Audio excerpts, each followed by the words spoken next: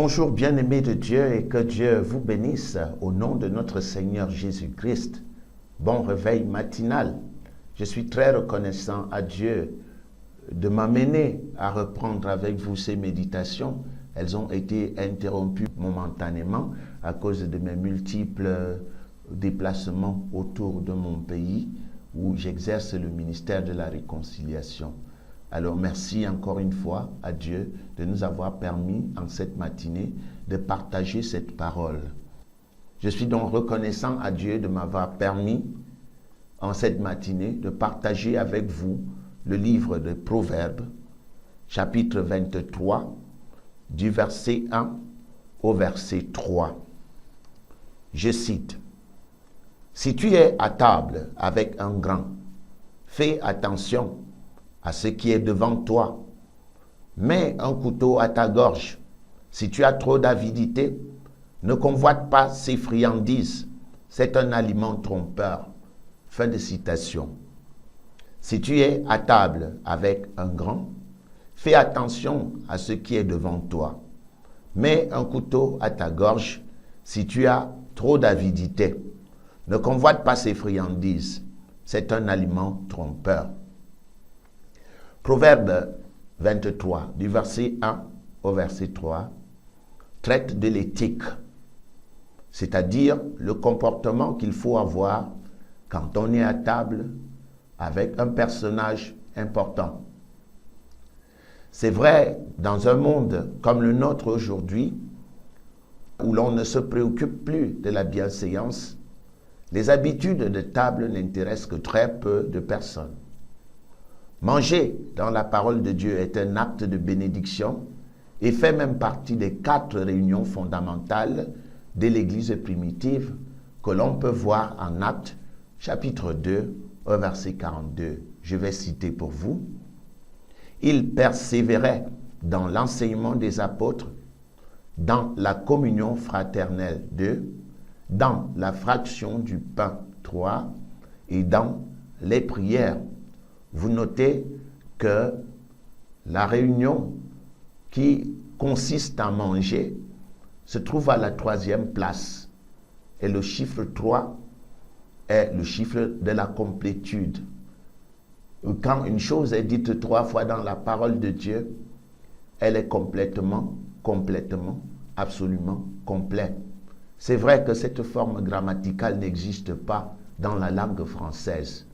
Le superlatif, mais dans la langue hébraïque, ce superlatif, cette forme grammaticale extrême existe complètement, absolument complet.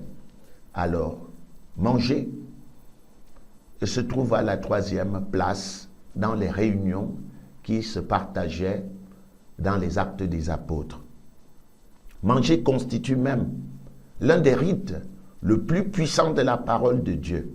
Je parle de la Sainte Seine, à tel point que les Corinthiens ont été blâmés par l'apôtre Paul à cause de leur comportement pendant le repas du Seigneur. Voici ce que Paul leur disait: « Lors donc que vous vous réunissez, ce n'est pas pour manger le repas du Seigneur. » Verset 21. « Car quand on se met à table, chacun commence par prendre son propre repas, et l'un a faim, tandis que l'autre est ivre. N'avez-vous pas des maisons pour y manger et boire, ou méprisez-vous l'Église de Dieu, et faites-vous honte à ceux qui n'ont rien? Que vous dirai-je? Vous louerai-je? En cela, je ne vous loue point. » Fin des citations.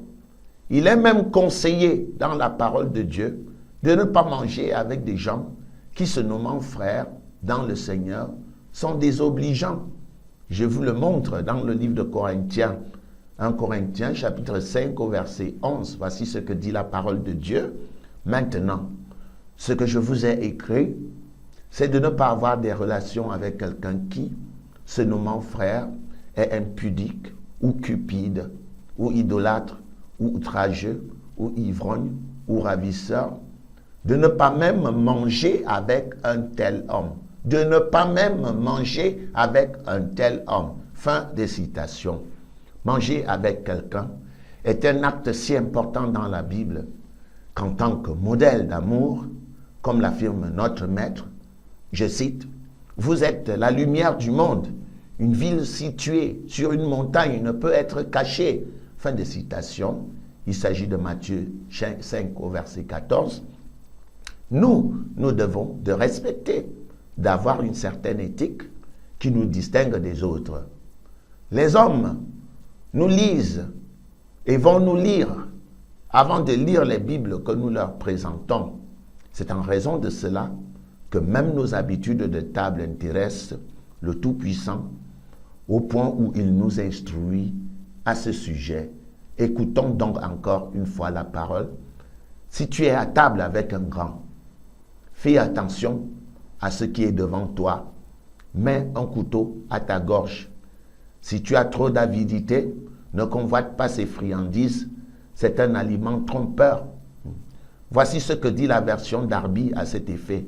Je cite, « Quand tu t'assieds pour manger le pain avec un gouverneur, considère bien celui qui est devant toi. » Verset 2.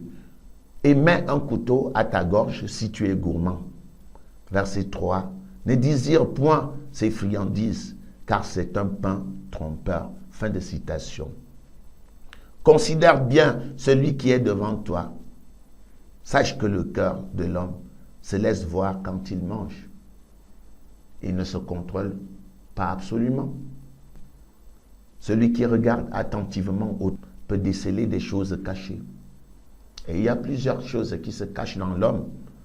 Apprenons à les voir, comme la malveillance, la ruse, l'ironie et toutes ces émotions, ces habitudes, ces esprits diaboliques qui se cachent et qui se manifestent dans nos vies. Si tu as l'habitude de trop manger, dit le Seigneur, limite ton appétit. N'aie pas envie des bons plats de cet homme. Ils peuvent être un piège pour toi. Retiens-toi si tu es de ceux dont la nourriture domine.